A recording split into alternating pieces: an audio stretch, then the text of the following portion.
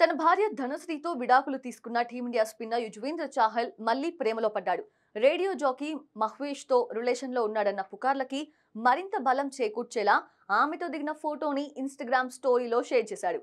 ఐపీఎల్లో పంజాబ్ కింగ్స్కి ఆడుతున్న చాహల్కి మద్దతు తెలిపేందుకు మహ్వేష్ స్టేడియానికి వచ్చింది.